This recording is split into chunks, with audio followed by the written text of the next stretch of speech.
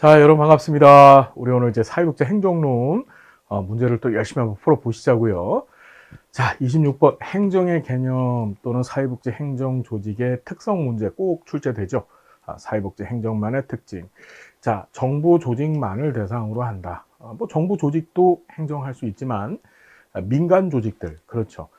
민간 우리 사회복지 사업법상의 사회복지 시설들의 모든 활동 다 사회복지 행정입니다. 그렇죠. 그 만자 들어가면 틀리다. 자, 조직의 효과성보다 효율성을 중요하다. 자, 보면 우리 사회복지 행정의 네 가지 가치가 있었었죠. 그것이 효과성, 효율성, 그 다음에 형평성, 접근성이었었어요. 이 네 가지 가치는 다 고려가 되어져야 되죠. 이 중에 하나라도 좀 부실하거나 어느 한 가치에만 이렇게 몰입을 하게 되면 그 행정 조직은 굉장히 크나큰 문제를 경험하게 된다라고 했었습니다. 그래서 조직의 효과성보다 효율성이 중요하다 이게 아니고 효과성, 효율성, 형평성, 접근성에 대한 고려가 다 있어야 된다 이래야지 맞죠. 자, 정부 재정 이외에 민간 자원 활용은 배제한다. 아니 그렇지 않습니다. 자, 정부의 재정, 그러니까 사회복지 조직 같은 경우에 정부의 재정도 받지만 민간 자원 활용들, 민간 자원은 주로 어디서 나타나나요? 이제 지역 사회를 기반으로 한 무슨 자원봉사자들, 인적 자원이죠. 그다음에 뭐 지역 사회 내에서 후원금들, 자 그런 것들을 다 활용해야 되죠. 배제한다 아니고. 자 이것도 시험에 여러 차례 나왔죠. 사회문제 해결 과정에서 사회복지 행정 조직은 왜 만들어졌느냐? 사회 문제를 해결해 주기 위해서. 문제 해결의 대행 조직이에요. 문제 해결을 위해서. 우리가 복지관이 왜 만들어져 있어요, 여러분? 사회복지관. 그리고 복지관이 왜 조직 내에서 행정 행위를 하나요? 이유는 뭐죠? 예, 복지관이 지역사회 주민들이 갖고 있는 여러 가지 문제들을 해결해 주는 거죠. 자, 그때 가치 판단적을 배제한다가 아니고 가치 판단 진행해야 됩니다. 특히 어떤 가치가 중요하다 그랬죠? 사회복지 행정은 인간을 대상으로 해서 서비스를 제공하기 때문에 인본주의적인 가치를 굉장히 중시한다 그랬죠. 인간 중심적인 가치 또는 인본주의적인 가치. 자, 5번입니다. 이거 행정의 정의 맨날 이렇게 나오죠. 정책을 어떻게 사회복지 조직이 서비스로 전환하는 과정. 그렇죠. 이게 사회복지 행정에 대한 정확한 개념 정의죠. 답은 5번입니다. 자, 옳은 것 5번. 자, 27번. 사회복지 행정 역사에 관한 설명으로 옳지 않은 것 됐어요. 행정 역사. 자, 50년대는 긴급구호와 생활시설에서의 보호가 주를 이루었다. 자, 우리 50년대 이 사회복지 행정의 주체는 외원기관이었었습니다. 그 외원기관들이 자, 뭐 했습니까? 긴급구호하고 또 외원기관들은 주로 이제 생활시설들, 그 당시에는 고아원, 그렇죠. 양로원, 그렇죠. 이런 생활시설들 보호를 주로 이루었다 그랬죠. 자, 70년에 사회복지사업법 제정으로 사회복지사를 운영에 관한 법적 근거가 마련되어졌죠. 그래서 사회복지사업법이 70년에 제정이 되어지면서 우리 자체적으로 사회복지 사업하자. 그래서 시설 운영, 사회복지법인, 그 다음에 사회복지시설, 공동모금, 그렇죠. 그런 것들에 대한 법적 근거가 마련되어졌죠. 자, 97년, 아이고, 이거 맨날 나오죠. 97년 사회복지사업법 개정을 통해서 사회복지시설 평가가 법제화되어졌다. 그렇습니다. 이 97년 사회복지사업법 개정을 통해서 세 가지 현상이 벌어졌다 그랬었어요. 첫 번째는 시설, 사회복지시설 설립이 기존의 허가제에서 신고제로 바뀌었죠. 그렇죠. 그래서 설립이 쉬워졌어요. 그러면서 시설들이 난립할 거 아니에요. 그렇게 되면 설립이 쉬워졌으니까. 그래서 그 시설들을 속아내기 위한 방법으로 뭘 했다? 평가제가 법제화돼서 실제로 97년도에 법제화가 돼서 99년도에 어떻게 돼요? 1회 평가, 1기 평가를 진행했다는 것도 꼭 기억해 두셔야 됩니다. 시험에 여러 차례 나왔죠.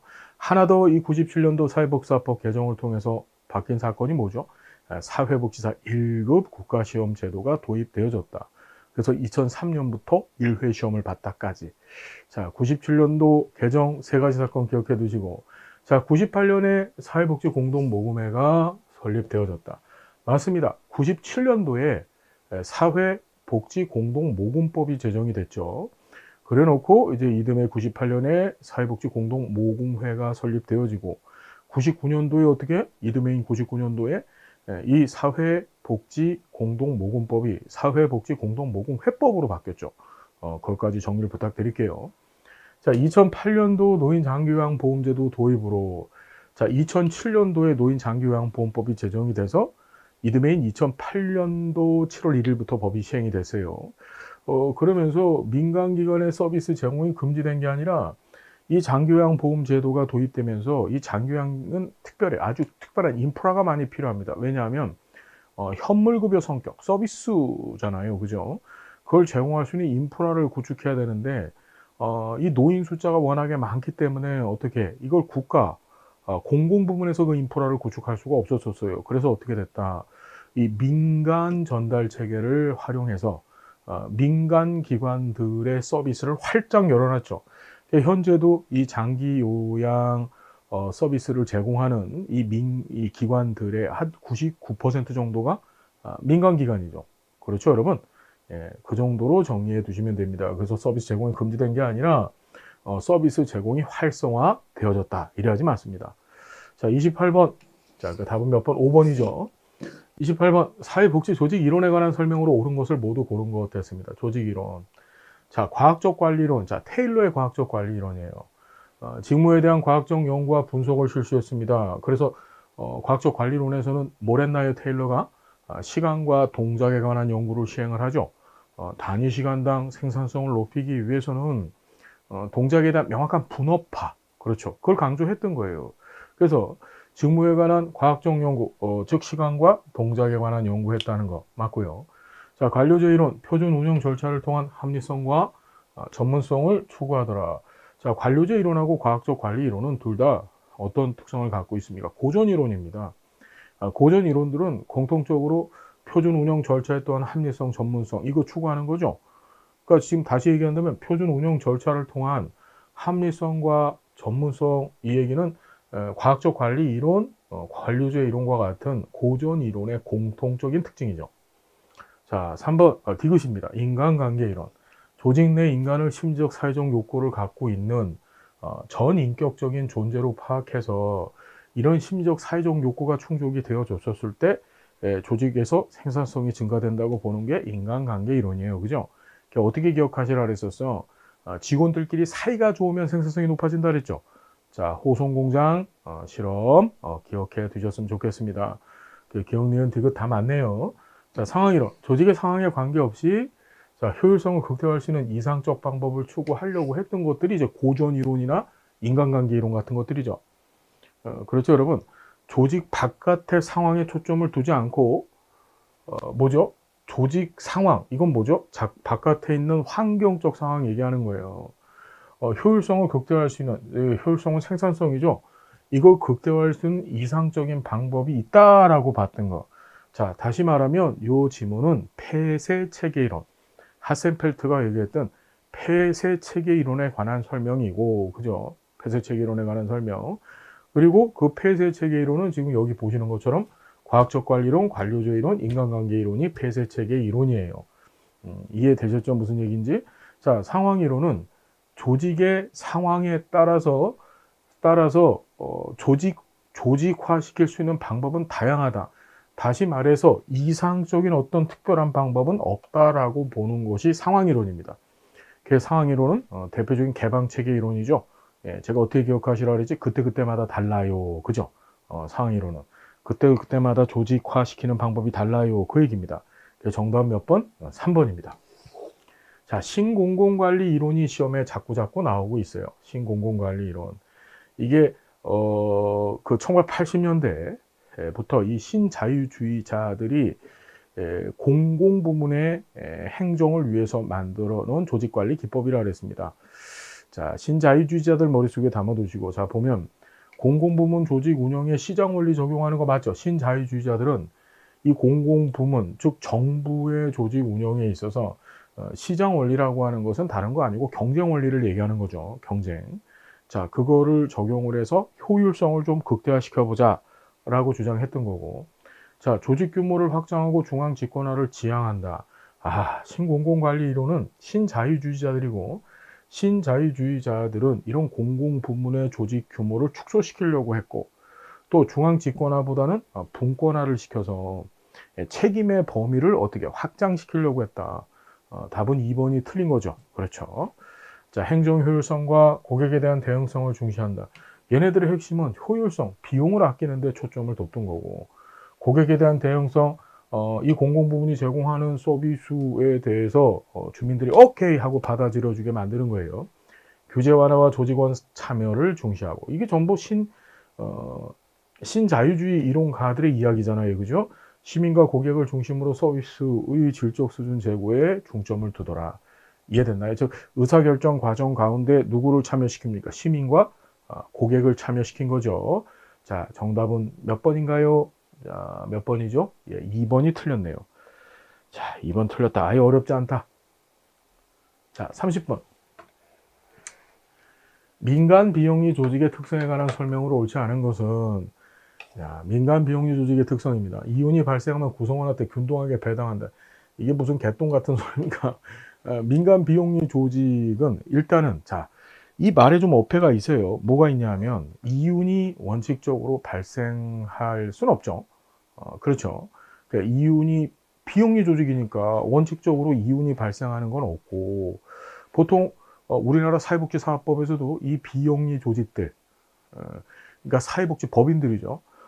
법인들이 이 수익을 내는 사업을 시행할 수 있는데, 거기에서 발생한 돈은 전부 어디다 가요? 비영리적 목적 사업에다가 써야 되는 거예요. 다시금. 그렇죠. 그러니까 이윤이 발생한다는 말 자체가 말이 안 되고, 또 그걸 구성원한테 균등하게 배분한다? 자, 그런 조직이 있을까? 자, 예를 들자면 이윤이 발생하면 그 구성원한테 균등하게 배당한다를 억지로 우리가 사회복지학에서 공부한 어떤 시스템에다 맞춰 보면요, 이것이 바로 사회적 경제쯤으로 볼 수 있죠. 자, 사회적 경제는 뭐합니까? 이윤을 추구하죠. 사회적 경제 조직 우리가 배우셨죠? 지역사회 복지론 시간에.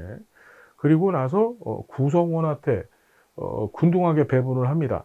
얼마를 출자를 했느냐, 이게 중요한 게 아니고 노동 중심의 배분. 그 노동 중심을, 노동 일을 많이 한 사람한테 많이 주고, 그렇지 않은 사람한테는 조금 주고, 이런 식으로 배분한다라는 데는 맞춰볼 수 있어요. 하지만 이건 사실 말이 안 되는 얘기고, 자, 시장과 정부의 실패를 보완할 수 있다. 시장도 실패할 수 있어요. 시장은 지나치게 이제 이윤만 추구하려고 하고, 특정 시장에서 자본력을 갖고 있는 사람만 그 이윤을 독점하려고 하고, 반면에 정부가 들어가게 되면 효율성이 많이 떨어집니다. 자, 그래서 이런 문제를 보완하기 위해서 민간 비영리 조직들이 들어가고요. 자, 최소한의 조직 구조와 운영 공식성을 가지려고 하죠. 지방자치단체에서 얘는 비영리 조직이니까 운영이 힘들어요. 그러니 자치단체가 보조금을 줄 수 있고, 비영리 조직 회원은 자발적으로 가입하는 것이 원칙이죠. 그렇죠. 자, 그래서 답은 몇 번이다? 1번이다. 자, 조직 분권화의 특성에 관한 설명으로 옳지 않은 것은, 자, 이게 조직의 사회복지 조직의 3대 구성 변수 문제가 나온 건데, 그것이 뭐가 있었습니까, 여러분? 복잡성, 첫 번째가 복잡성, 두 번째가 공식성, 세 번째가 직권성과 분권성 얘기입니다.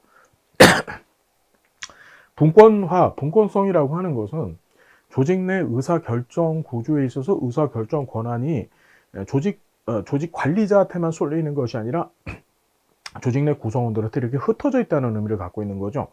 자, 보면 최고 관리자의 업무와 책임을 감소시킬 수 있다. 그렇죠. 의사결정 권한이 최고 관리자한테만 모여 있으면 그걸 직권화라고 하는 건데, 그게 아니고 직원들한테 흩어져 있으니까 책임감 감소시킬 수 있고, 직원들의 자발적인 협조를 유도할 수도 있죠. 그렇죠.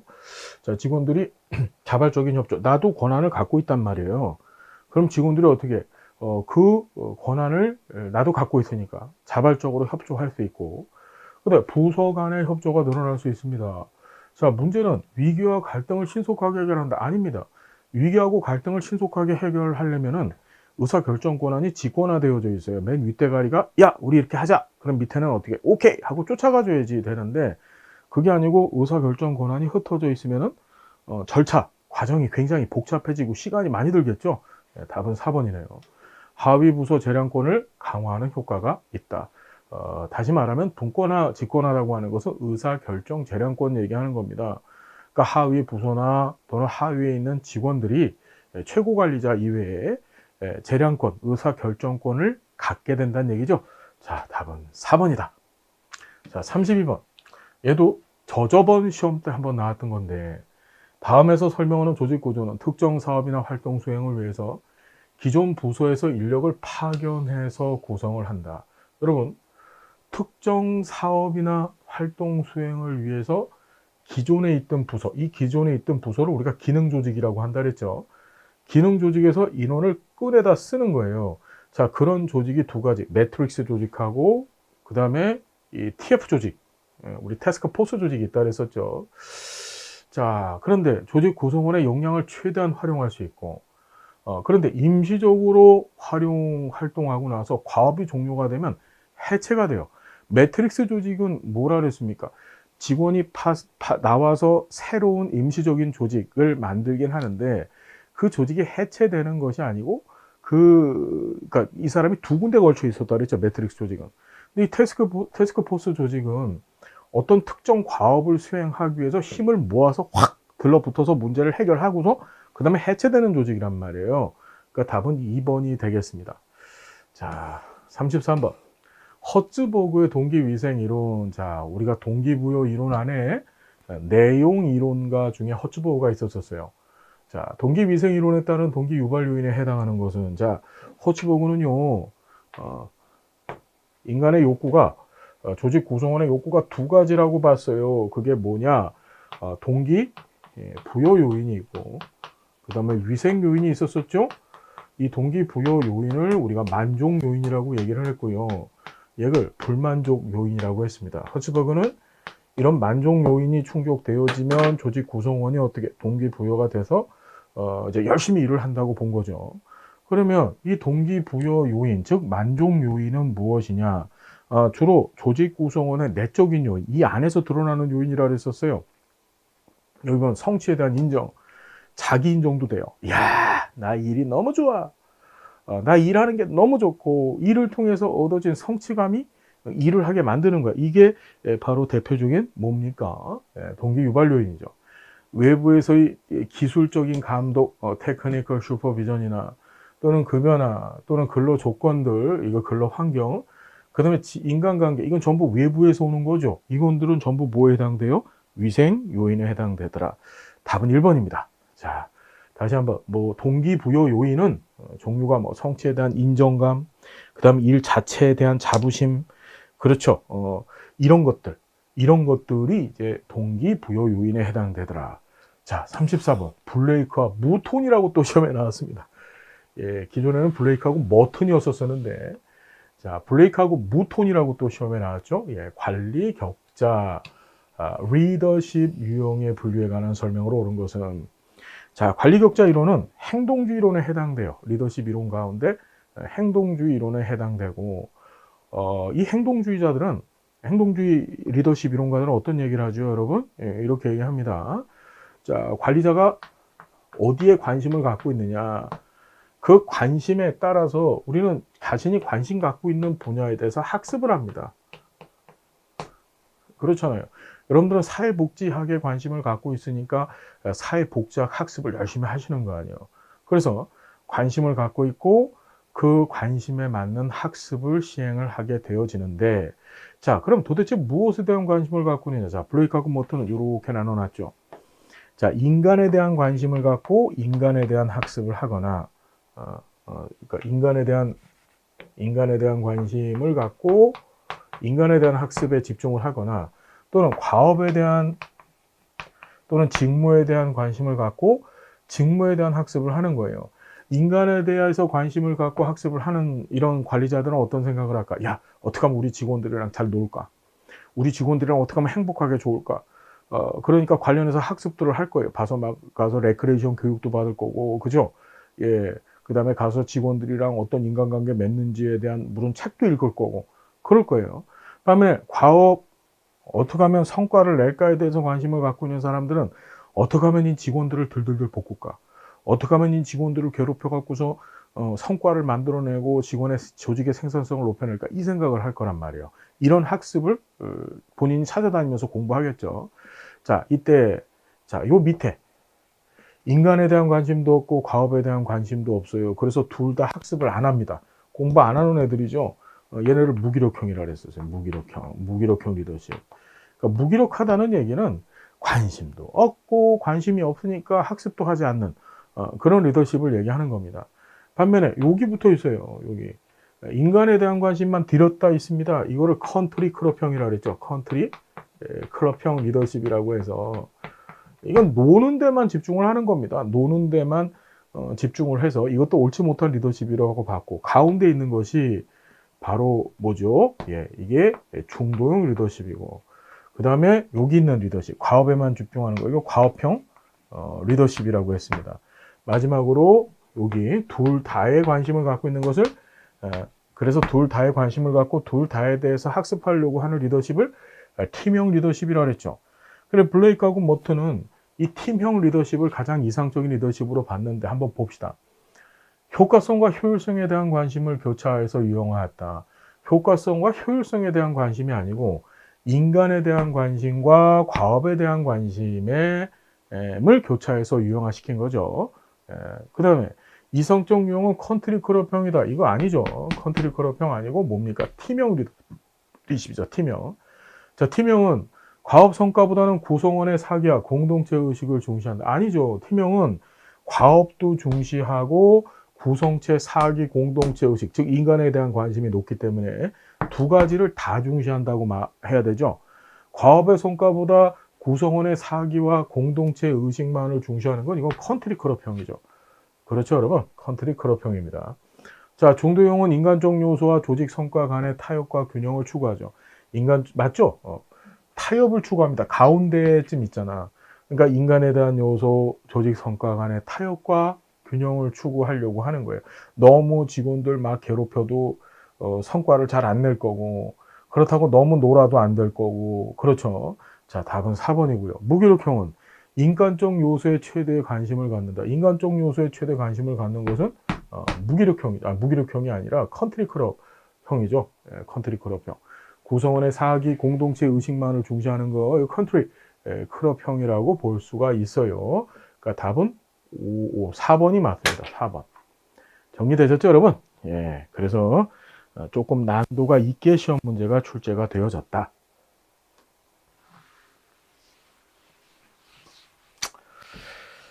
자, 그 다음에 갈수록 우리 시험은 어려워집니다.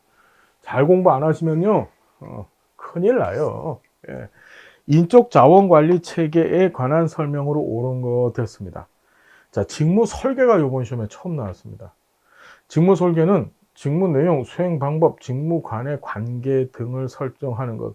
말 그대로 직무를 설정하는 겁니다. 직무가 뭔지, 그 다음에 그 직무를 어떻게 수행하는지, 그 다음에 직무 간의 관계 등을, 핵심은 이거죠. 설정하는 거. 1번이 맞죠. 직무 분석은 일의 종류, 난이도, 책임 수준이 유사한 직급으로 묶는 거. 직무 평가는 아니죠. 직무 분석이라고 하는 것은 여기 나와 있지만 직무 자체를 분석하는 겁니다. 하는 일을. 자, 직무 평가는 평가 대상 직무에 종사하는 직원들을 그건 직원 평가죠. 이건 직원 평가고, 직무 평가라고 하는 것은 일 자체를 평가하는 겁니다. 직무가 도대체 직무의 속성 자체를 평가하는 거죠. 직원 평가하는 게 아니에요. 3번 틀렸고, 직무 기술서는 직무 수행자 자격 요건을 기술한 것은 그게 직무 명세서고, 직무 성격 내용, 수행 방법 등을 그대로 기술한 거는 뭡니까? 그게 직무 기술서죠. 그걸 갖고 직무를 설정하는 그것이 바로 직무 설계죠. 그 답은 1번이 답이 되겠습니다. 자, 36번. 요거 생소한 문제입니다. 앞으로 이제 직무 설계도 시험에 계속해서 나올 거예요. 자, 36번. 사회복지 조직에서 수행되는 슈퍼비전에 관한 설명으로 옳지 않은 것은 했습니다. 자, 조직 구성원 훈련 및 개발에 유용한 도구다. 그렇죠. 조직 구성원을 훈련하고 개발하는데 슈퍼비전이 필요하죠.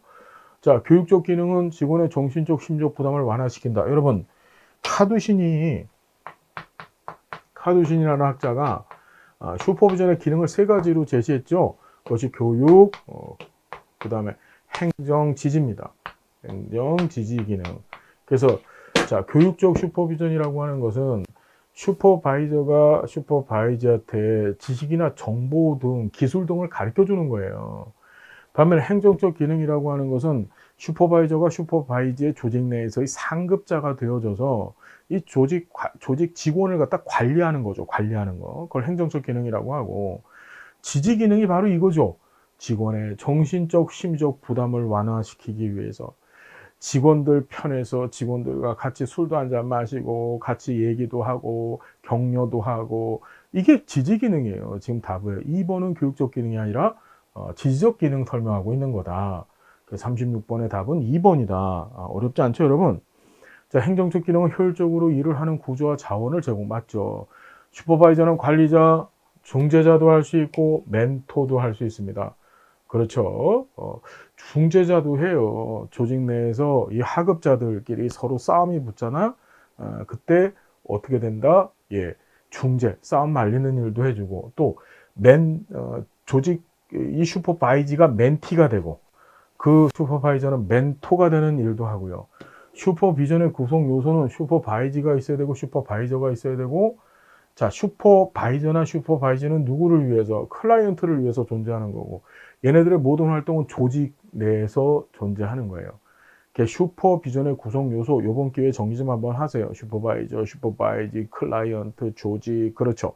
이런 것들이 있다. 자, 그래서 정답은 몇 번이에요, 여러분? 2번이 틀렸습니다. 2번은 교육적 기능이 아니라 지지적 기능이라고 해야지 맞습니다. 자, 37번. 예산 유형에 관한 설명으로 옳지 않은 것은 했습니다.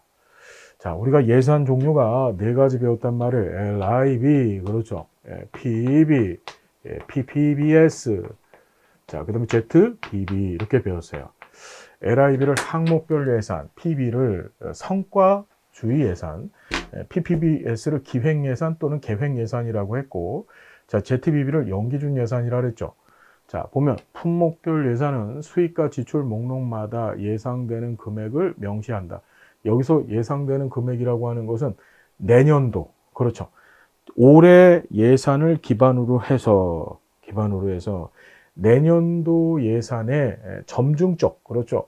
플러스 얼마를 붙여서 예상되는 금액을 정한 다음에 그걸 수익과 지출 목록으로 따지는 것이 바로 LIB입니다. 자, 목록자가 들어있잖아요. 그래서 line item, LIB라고 하는 거예요. 자, 맞고요. 연기준 예산은 전년도 예산을 고려하지 않고 편성한다. 그렇죠. 연기준 예산은 ZBB, 제로 베이스드 버젯이라고 합니다. 전년도 예산을 싹 지워버리죠. 그래놓고 전혀 새롭게 예산을 편성하는 거예요. 비용 효과성, 비용 효율성 등을 고려해서. 다시 말하면 연기준 예산은 예산의 효과성과 효율성과 시급성, 그렇죠. 효율성과 시급성 이라고 하는 이런 요소들을 고려해서, 자, 전년도 예산 고려하지 않고 편성하고요. 자, 기획 예산은 장기적 기획과 단기적 예산 편성을 프로그램 작성을 통해서 결합한다 그랬습니다. 여러분, 우리가 기획 예산 하면은 지역사회 보장계획 예산 얘기했잖아요. 그 지역사회 보장계획은 4년짜리 기획이라 그랬지. 그 4년짜리 기획을 하기 위해서 단기적이라는 게 1년짜리 예산입니다. 우리 뭐가 있냐면 지역사회 보장 계획은 연차별 시행 계획이 붙는다 그랬잖아요. 매년 예산을 짜는 거야. 4년짜리 기획과 1년짜리 예산들이 유기적으로 결합되어 있다 그랬습니다. 뭐라고? 유기적으로 결합되어져 예산이 기획 예산이다. 자, 프로그램 예산은 사업 목적보다 지출 품목을 강조한다. 사업의 목적보다 지출의 품목을 강조하는 것은 품목별 예산이죠. 무슨 얘기인지 알겠죠? LIB 얘기하는 겁니다. 지출이나 또는 수입의 품목을 강조하는 것은 품목별 예산입니다. 자, 성과주의 예산은 PB는 단위 원가 곱하기 업무량을 예산액으로 편성하는데, 이런 단위 원가와 업무량을 예측해 보는 작업이 좀 힘들다 그랬죠. 자, 그것까지 기억을 해 두십시오. 답은 4번입니다. 자, 38번. 사회복지 조직의 재무회계에 관한 설명으로 옳지 않은 것은, 꼭 이 문제도 하나 나오죠. 사회복지법인 및 사회복지시설의 재무회계 규칙, 법조문 묻는 문제입니다. 자, 보건복지부는 국가재정법을 적용하고요. 사회복지는 사회복지법인 및 사회복지시설 재무회계 규칙을 적용하게 되어져 있고요. 자, 사회복지법인 회계는 법인 시설 회계, 수익사업 회계 세 가지로 구분된다고 엄청나게 얘기했죠. 자, 여러분, 법인 회계하고 수익사업 회계는 필요시 복식부기도 할 수 있다. 원래 사회복지 조직은 단식부기 하는 거예요. 일반 기업들이 복식부기를 하는 거고, 이 복식부기가 이제 대차 대조표를 갖고 있는 부기 형태를 복식부기라고 하잖아요. 근데 사회복지 조직은 원칙적으로 단식부기를 하되 때에 따라서 모두 할 수 있다고 복식부기도 할 수 있습니다. 자, 사회복지법인의 대표이사는 관항목 간의 예산 전용권을 갖고 있죠. 전용할 수 없다가 아니고 전용할 수 있다라고 봐야 됩니다. 정리됐죠? 자, 5번이 답입니다. 39번. 시설 예산 편성 및 결정 절차를 순서대로 나열한 것 했습니다. 순서대로. 이것도 사회복지법인 시설 재무회계 규칙 얘기가 나온 거죠. 이 두 문제가 지금 재무회계에 관련된 재무회계 규칙을 알아야만 풀 수 있는 문제 두 개가 나온 거예요. 맨 처음에 뭐랍니까? 예산을 편성해야 되겠죠. 그렇죠. 그 편성한 예산을 자 시설의 운영위원회에 가서 뭐랍니까? 운영위원회에 가서 보고를 하면 운영위원회는 심의권을 갖고 있다 그랬었어요. 무슨 권? 심의권. 그래서 운영위원회에서 야 이거 잘 됐나 못 됐나 보는 거예요. 보고가 끝나고 나면 자 이사회에서 의결을 거치죠. 이사회에서 의결을 거치고 이것이 시군구에 제출이 되어집니다. 시군구 지방자치단체에 제출이 되어지고 나서 마지막에 뭐합니까? 예산을 공고하는 형태로 진행되죠. 그러니까 디귿, 기역, 그 다음에 뭐지? 리을, 디귿, 기역, 리을, 그 다음에 미음, 마지막에 니은이죠. 아, 지금 다 써놓고서도 모르겠네, 그죠? 예, 다 써놓고서도 이렇게 못 찾으면 예, 바보입니다, 바보. 예, 바보, 알았죠? 예. 자, 그래서 자 보시면 되고, 자 40번 봅니다. 아이고 얘도 또 나왔다. 페러슈러만 등이 얘기했던 서브퀄. 서브퀄이 뭔가요? 서비스 퀄리티 얘기하는 거죠. 자, 서비스의 질 구성 차원.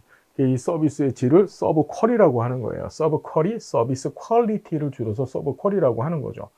자, 구성 차원이 있는데 우리 유신 대화공 기억하실 거예요. 유신 대화공. 유신 대화공. 그래서 유형성, 신뢰성, 대응성, 확신성, 그렇죠. 공감성 5가지를 제시했다. 자, 이거 지금 거의 한 해도 안 빠지고 시험에 나오고 있어요. 페러슈러만, 유신 대학공 서브퀄이요. 자, 보면 직원의 지적 수준과 정중함, 신뢰와 확신을 심어줄 수 있는 능력. 어머, 신뢰, 확신이래. 그러니까 야, 둘 중에 하나겠지. 그렇죠. 예, 즉흥성이 대응성이에요. 공식 긍정적 의사소통 기법을 사용하고 제품과 서비스를 정확하게 설명해서 이 결과가 뭐가 될까? 이 확신성이라고 하는 것은 누가 확신하는 거예요? 이 조직의 서비스를 이용하는 사람들이, 즉 고객들이 확신을 하는 거야. 우와, 저건 믿을만해. 우와, 확신감이 가. 그렇죠. 흔들리지 않는 믿음을 제공해 주는 거죠. 그게 확신성이에요. 그러기 위해서는 이 조직 구성원들이 어떻게 의사소통을 마련해야 되고 제품과 서비스를 정확하게 설명해서 이야 확신돼 와 믿을 수 있어. 그 확신성 얘기하고 있는 거죠. 여러분 신뢰성 아니고 확신성입니다. 자, 무슨 얘기인지 알겠죠? 확신성 기억해 두시고. 41번. 다음에서 설명하는 사회복지 전달체계 구축 원칙은 이랬습니다. 자, 전달체계 구축의 원칙들, 뭐 전문성, 포괄성, 통합성, 접근성, 그렇죠? 예, 억수로 많았었다. 그런데 원칙 하나 볼까요? 지역사회 통합 커뮤니티 케어. 우리나라는 2019년도부터 이 지역사회 커뮤니티 케어를 지금 하고 있죠. 우리가 통합이라는 말이 들어가면 이게 포괄성을 달성하기 위한 수단이라 그랬었어요. 지역사회 주민들은 뭐야? 욕구가 다양하고 복잡한데 그 다양하고 복잡한 욕구를 다 해결해 줘야 된다. 다 그 욕구에 개입해야 된다를 우리는 포괄성이라고 얘기를 하고. 근데 포괄성을 달성하는 것이 한 조직 내의 힘만 갖고는 안 돼요. 그렇죠. 할머니가 배가 고파서 왔는데 우리 조직에서는 급식 서비스를 제공하지 않는 거야. 그러면 타 조직과의 네트워크, 즉 연계를 통해서, 그렇죠. 이 모든 포괄성을 달성해 줘야 된다. 그걸 통합성이라 그랬죠. 통합성은 쉽게 얘기한다면 이걸 종합성이라고도 얘기하죠. 클라이언트가 자신의 욕구를 해결하는 데 있어서 어떻게 한꺼번에 해결할 수 있는 연계 체제나 또는 원스톱 서비스 등을 구축하는 것을 통합성이라고 그랬습니다. 자, 원스톱 서비스 제공, 서비스 단편성과 비연소성 문제를 해결하는 것이 통합성이다. 통합성. 그렇죠. 통합성. 자, 답은 4번이고요. 자, 사회복지 전달 체계에 관한 설명으로 옳지 않은 것은 공공 전달 체계, 민간 전달 체계, 혼합 전달 체계로 구분한다. 맞죠? 맞잖아. 우리 앞에서 정책론 문제 풀어봤는데 그때 혼합 뺐죠. 공공 민간만 있다 이렇게 해놨는데 공공 민간이 있다. 근데 원래 혼합 들어가야 돼요. 자, 집행 체계는 수급자 대면 관계를 통해 서비스를 제공하죠. 맞죠? 집행 체계는 그러니까 행정 체계하고 집행 체계가 있는데 행정 체계는 이 집행 체계를 컨트롤하는 게 행정 체계고 집행 체계는 행정 체계의 명을 받아서 실질적으로 지역사회 주민들 즉 수급자와 대면 관계 통해서 서비스를 제공하는 게 집행 체계입니다. 일반적으로 이 집행 체계가 뭐예요? 사회복지 기관들, 뭐 복지관, 그렇죠? 이런 것들이 집행 체계에 해당되죠. 자, 행정복지센터, 공단, 사회복지법인은 공공전달 체계다. 우리 항상 얘기하지만 공공은 국가와 지자체를 아래 썼어요. 국가와 지자체. 그렇죠? 그럼 여러분 행정복지센터는 그래. 이건 지방자치단체 조직이에요. 그건 맞는데 공단 있잖아. 국민연금공단. 그렇죠? 예, 그 다음에 근로복지공단. 우리나라 대표적인 사회보험제도 운영의 공단이 3가지가 있었었잖아. 근로복지공단, 그다음 건강보험공단. 얘네들은 여러분 공법인이라고는 하지만 거기서 일하는 사람들이 공무원이 아니에요. 여기서 일하는 사람들은 다 공무원인데. 그러니까 이거는 공공전달체계라고 보기가 어려워요. 자, 사회복지법인들도 이거 전부 민간전달체계죠. 비영리 법인들이에요. 그러니까 이건 틀렸다. 3번이 틀린 거죠. 사회복지 서비스 공급자와 소비자를 연결하는 조직적 체계적 장치다. 이씨 앞에 정책론에서도 이런 지문이 하나 있었었죠. 이거 시험 문제 낸 사람들이 바보들이야. 똑같은 걸 내고 앉아 있어, 그지? 자, 우리나라 사회복지 서비스는 공공과 민간의 혼합 전달 체계로 제공되어지는 것이 일반적이죠. 그래서 주로 공공은 비용을 내고, 즉 중앙정부하고 지방정부는 비용을 내고, 민간은 직접적인 서비스 제공을 하는 형태. 다시 말해서 민간이 주로 이제 집행체계가 되는 형태가 강하고, 무슨 말인지 알겠죠? 공공이 주로 행정체계가 되는 형태가 강하죠. 자, 그렇게 기억을 좀 해두시면 되겠더라. 42번의 답은 3번이다. 아, 쉽다. 안 쉽다. 쉽다. 자, 그 다음에, 자, 43번. 기획에 활용되는 기법에 관한 설명으로 옳지 않은 것. 야, 이게 나왔어요. 이게 제일 어려웠던 문제 같아요. 이번 시험에서. 자, 간트 차트는 사업을 계획할 때 쉽고 간편하게 작성할 수가 있다. 헨리 간트가 만든 이 간트 차트는 기획 기법 우리가 배운 것들 중에서 제일 쉽고 간편하게 작성할 수 있었고, 자, 간트 차트는 일정 계획 변경을 유연하게 수용하기가 어렵다 그랬습니다. 자, 간트 차트는 일정 계획 변경을 유용하게 수용하기가 힘들어요. 이유가 뭘까요? 간트 차트는요, 그러니까 이렇게 생겼죠. 간트 차트는 어떤 사업이 있으면 그 사업 내에 다시 프로그램이 있으면 프로그램 내에 세부 사업들을 다뤄놓고 세부 사업별 기간을 정해놓는단 말이에요. 그러면 이걸 유연하게 수용하기가 어렵다는 얘기는 뭐냐면 얘는 고치게 되면 세부 사업을 하나하나씩 다 고쳐야 돼요.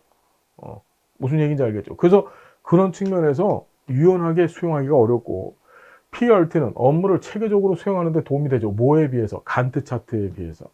그렇죠. 자, PRT는 일정 변경 등 유동적인 상황을 대처하는 데 어렵다고 얘기했는데, 그렇지가 않고 PRT는 일정 변경 등 유동적인 상황을 대처하는 데 상당히 유리합니다. 간트 차트에 비해서. 얘는 왜 그러냐 하면 임계 경로라고 해서 우리 크리티컬 피어리어드 PRT에는 임계 경로가 있잖아요. 임계 경로, 어떤 사업을 수행하는데 최대한 필요한 시간을 정해 놓는단 말이에요. 그렇죠. 그 필요한 시간을 정할 때 어떻게 정하냐 하면 각 경로 코스 중에서 가장 시간이 많이 들어가는 것들로 인계 경로를 정하게 돼 있어요. 그럼 한마디로 얘기한다면 가장 시간이 많이 들어가는 것이 인계 경로가 되고 가장 시간이 많이 들어가는 것은 일단 확보가 된 거야. 그 안에서 세부 사업들의 일정이 어떻게 해봤더니 조금 더 많이 들어간다, 조금 더 그걸 어떻게 마음대로 그 인계 경로 안에서는 늘었다 줄였다를 할 수 있는 거예요. 무슨 얘기인지 이해되셨죠? 그래서 다시 한번 인계 경로를 설정할 때 각 구간 각 세부 사업별로 소요되어지는 시간에 가장 긴 시간, 합산했었을 때 가장 긴 시간을 인계 경로로 정하다 보니까 짧은 시간을 정하면은 유동적이지 못하겠죠. 근데 가장 긴 시간을 정하다 보니까 유동적인 상황을 대처하는데 상당히 유리하다. 뭐에 비해서? 간트 차트에 비해서. 그렇죠. 간트 차트는 세부 사업별로 언제까지, 언제 시작해서 언제 끝나야 돼. 탁탁탁탁탁 이렇게 정해져 있거든요. 그러니까 변경하는 게 어려워요. 간트 차트는. 근데 프로그램 평가 검토 기법은 인계 경로가 가장 긴 시간을 인계 경로로 보기 때문에 유동적인 상황을 대처하는데 어렵다가 아니고 쉽다, 만만하다 이렇게 보셔야 돼. 자, 총괄 진행표도 이제 우리 시험에 두 번째로 나왔는데 프로그램 제공 과정을 시작부터 종료까지, 그래서 플로우, 흐름이라고 얘기하는 거예요. 자, 그래서 답은 4번이다. 자, 44번. 사회복지 조직에서 정보관리가 중요하게 된 이유에 관한 설명을 옳지 않은 것은, 자, 조직의 책임성을 강화할 수 있기 때문이다. 자, 정보관리가 중요하게 된 이유. 자, 사회복지 조직의 책임성이라고 하는 것은, 조직의 클라이언트들이 있다면 클라이언트의 욕구나 문제를 다 충족시켜 줘야 된다는 것이 조직의 존재 이유고, 그걸 달성했었을 때 책임성이 달성되는 거예요. 그럼 우리 어떻게 하냐면, 자, 이 조직에서 이 정보 관리와 관련되어져서 이 조직 구성원들, 조직의 클라이언트들이 발생시켜 놓은 그런 정보를 잘 관리해서, 일반적인 우리가 다루는 정보는 클라이언트의 욕구나 문제와 관련된 정보들이라고요. 그것들을 관리해서 그것들을 충족시켜 줘야 조직의 책임성이 강화되는 거죠. 자, 그렇게 보시면 되고. 자, 사회복지 조직에서 정보 관리가 최우선이기 때문이다. 그건 아니죠. 정보 관리는 수단입니다. 최우선의 목적이 아니고 뭐죠? 좋은 서비스, 클라이언트의 욕구나 문제를 충족시키고 해결해야 된다라는 것이 우리 조직의 최우선이지. 사회복지 조직의 최우선의 목적이고, 그렇죠. 목적이고 미션이죠. 정보관리는 그런 목적이나 미션을 달성하기 위한 수단입니다. 무슨 말인지 알겠죠? 우리 조직에서 정보관리만 하고 앉아있으면 돼, 안 돼. 그게 최우선이라고 보면 안 되지. 이거 수단이에요, 수단. 답은 2번입니다. 업무 수행을 위한 적절한 정보 체계를 구축할 수 있고, 종사자의 전문성을 강화할 수 있고, 사회복지 조직의 효과성도 높입니다. 목표 달성 정도도 높여줄 수 있는 거예요. 정리됐죠? 자, 45번입니다. 자, 쓰레기통 모형에 관한 설명을 옳은 것 했습니다. 쓰레기통 모형. 자, 문제 진단과 의사 결정 과정이 체계적이고 논리적으로 이루어진다. 아닙니다. 자, 쓰레기통 모형은요, 코헨 마치 올슨이라고 하는 사람이 창치를 했고, 나중에 이제 킹덤 박사가 이제 그걸 체계화 시켰죠. 그래서 우리가 코헨 마치 올슨 모형을 공부해 봤고, 그 다음에 킹덤 모형을 공부해 봤단 말이에요.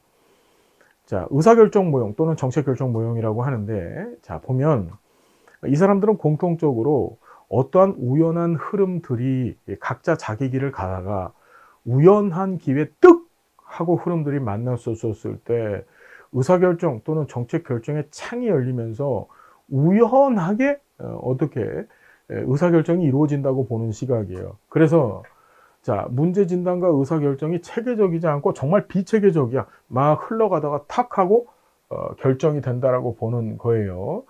자, 논리적으로 이루어진다. 예를 들어서 지금 문제 진단과 의사결정 과정이 굉장히 체계적이면서 논리적이라고 보는 것은 이건 합리 모형쯤으로 볼 수 있겠죠. 결정자의 행동보다는 객관적인 상황적 조건에 더 많은 주의를 기울인다. 자, 의사결정가의 행동보다 객관적인 상황 조건을 보는 게 아니라 오히려 결정자의 행동을 더 많이 보죠. 왜 갑자기 의사결정의 창이 훌쩍 열려갖고서 거기서 정책 결정가가 정책 결정을 하느냐? 그건 굉장히 정치적인 이유 때문에 정책 결정을 한다고 배웠었어요. 자, 가장 합리적인 대안을 선택하는 것은 이거는 합리 모형 얘기고, 합리성과 비합리성을 절충했다. 여러분, 합리성에 초점을 둔 것이 합리 모형이고, 비합리성에 초점을 둔 것이 점중 모형이죠. 점중 모형. 자, 이거죠. 조직화된 무질서. 이걸 조직화된 무질서 또는 조직화된 무정부 상태에서 우연하게 의사결정이 이루어진다. 답은 5번이 되겠습니다. 이 합리성하고 비합리성을 절충했다라고 한다면 이것이 혼합 모형쯤으로 볼 수 있는 거죠. 혼합 모형은 우리 합리 모형과 그다음 비합리적 성격을 띠고 있는 점중 모형을 절충한 게 혼합 모형이잖아요. 그죠? 이거 혼합 모형으로 보면 되고 정답은 5번이죠. 자, 46번. 비영리 조직의 마케팅에 관한 설명으로 옳은 것은, 자, 고객의 욕구 충족보다는 판매에 집중한다. 그건 영리 조직들. 그렇죠. 우리는 욕구 충족하는 거고 물건을 팔아서 이윤을 추구하는 게 아닙니다. 자, 이윤을 남기는 것이 최우선의 목적이다. 이것도 영리 조직의 특징이죠. 비영리 조직의 책임성과 효과성이 강조되면서 중요성이 커지고 있고, 이게 맞죠? 후원자에게만 초점이 맞춰져 있다. 아니지.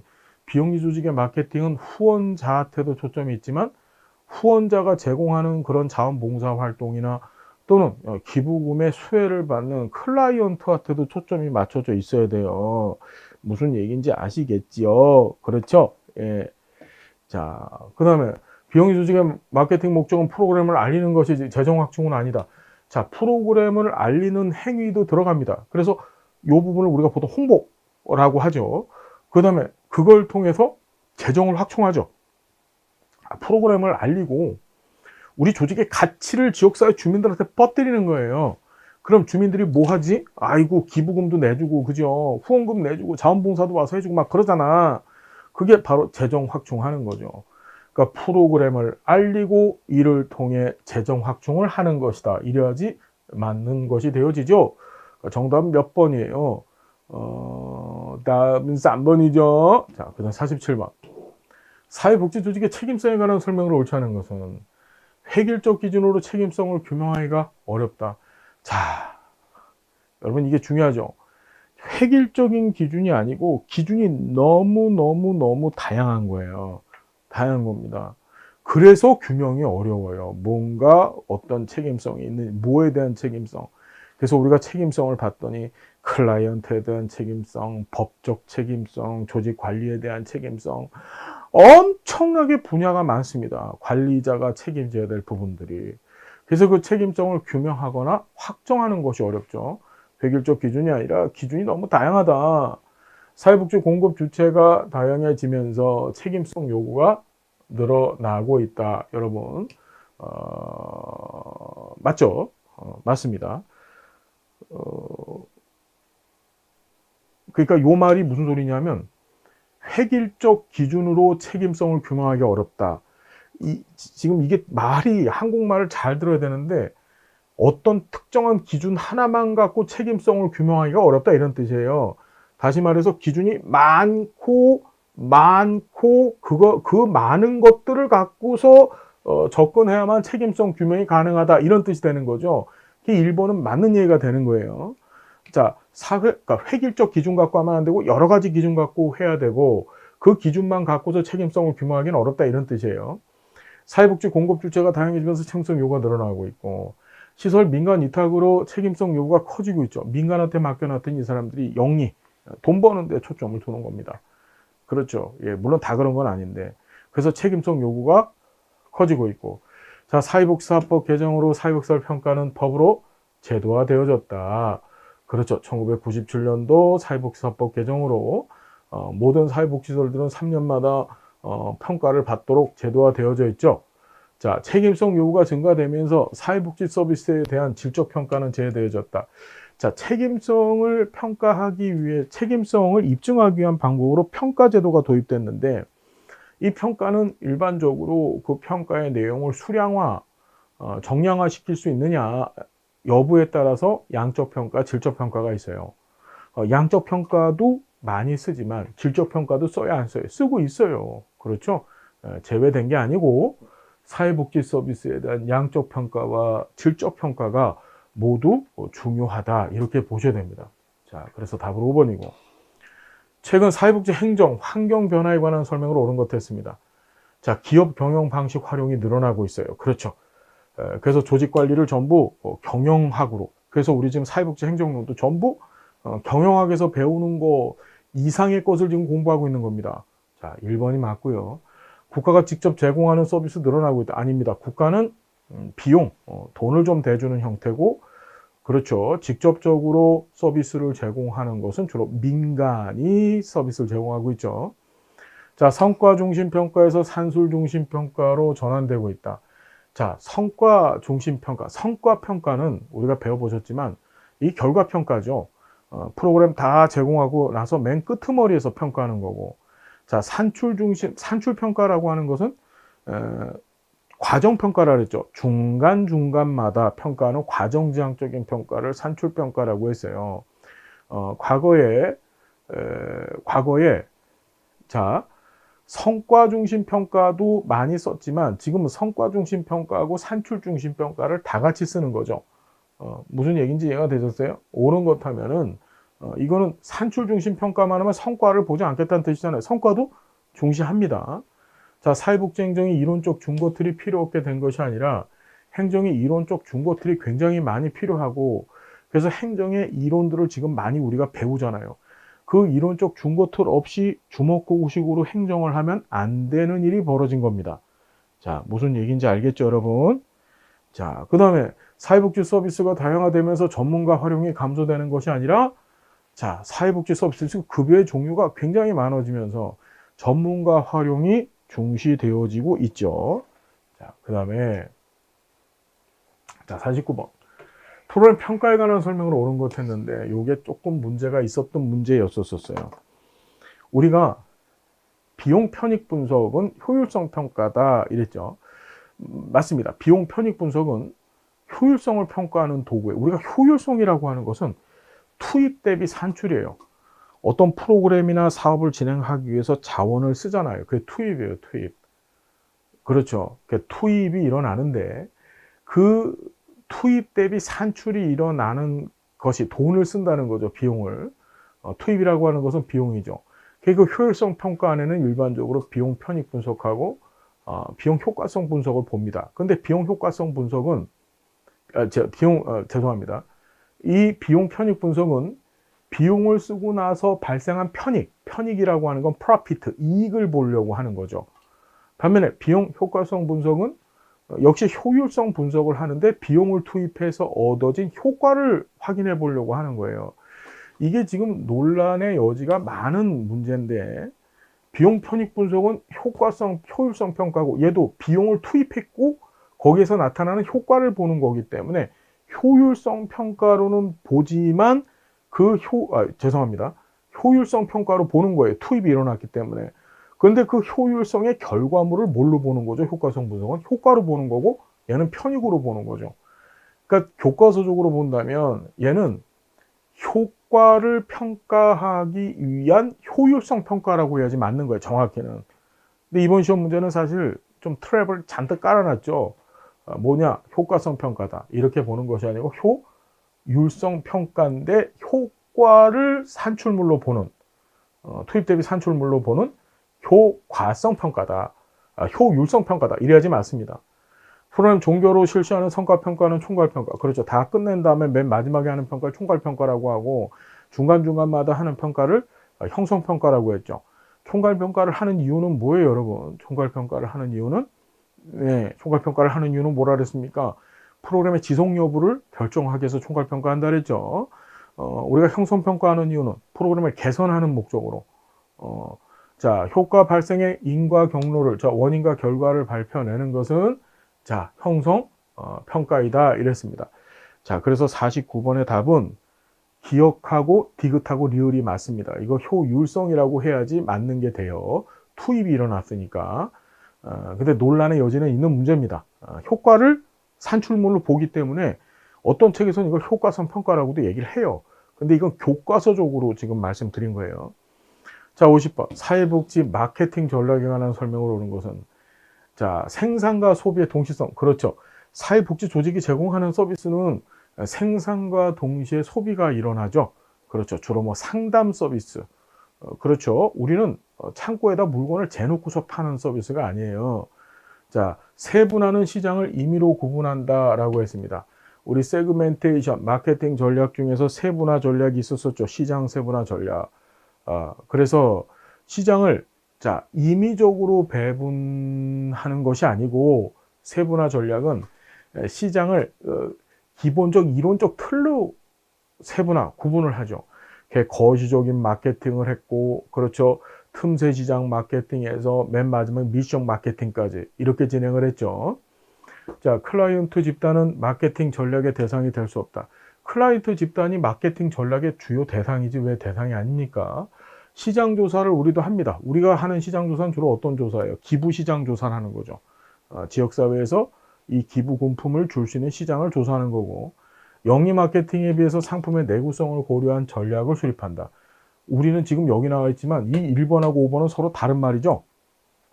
우린 내구성이 없어요. 다 생산과 동시에 소비가 이루어지는 내구성이 전혀 없는, 내구성이라는 것은 오래 버틸 수 있다 이런 뜻이잖아요. 그런 것들이 없는 서비스를 제공을 합니다. 그러니까 그런 전략을 생각하지 않아요. 됐죠? 답은 1번이 답입니다. 행정론 어떻게 보면 평이했고 또 어떻게 보면 좀 심도 있는 문제들이 출제가 되어졌습니다. 어쨌든지 간에 저하고 잘 공부하셨던 분들은 어렵지 않게 접근하실 수 있는 그런 문제들이었었다. 자, 고생 많으셨고요. 다음 시간 또 우리 행복한 모습으로 여러분 만나 뵙겠습니다. 여러분 고맙습니다.